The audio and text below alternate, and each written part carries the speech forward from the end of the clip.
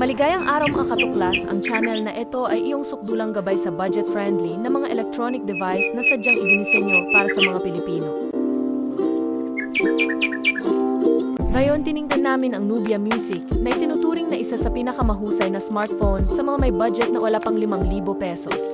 Tingnan natin kung nabubuhay ito sa hype.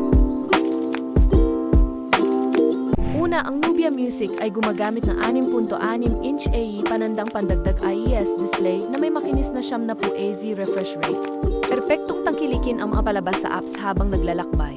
Ang pinagkaiba nito ay ang music-centered light effects at isang malaking speaker na matatagpuan sa tabi mismo ng mga dual rear camera. Ang karanasan sa audio ay pinahusay sa ETS X Ultra na naghahatid ng napakalaking 600% na mas maraming volume kaysa sa iyong karaniwang smartphone, perpekto para sa mga mahilig sa musika.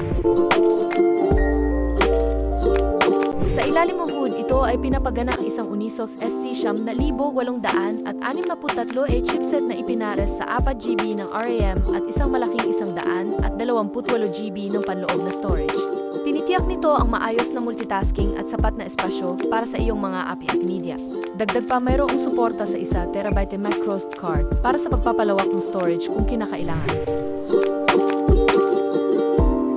Paglipat sa photography, nagtatampok ang Nubia Music ng dual rear camera setup na pinangungunahan ng 50-megapixel main shooter na may DAF na tinitiyak ang presko at malinaw na mga kuha. Ang makakayahan ng AI ay higit na nagpapahusay sa iyong karanasan sa pagkuha ng litrato. Para sa mga selfie, mayroong 5-megapixel na front camera. Sa harap ng software, tumatakbo ito sa MIUI 14 na batay sa Android 14 na nag-aalok ng malinis at madaling gamitin na user interface.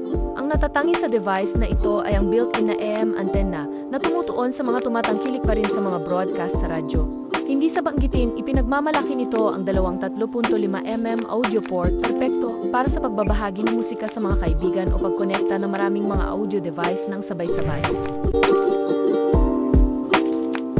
Ang pagpapagana sa lahat ng ito ay isang malaking 5,000 mAh na baterya na tinitiyak ang buong araw na paggamit ng walang patuloy na pag-recharge.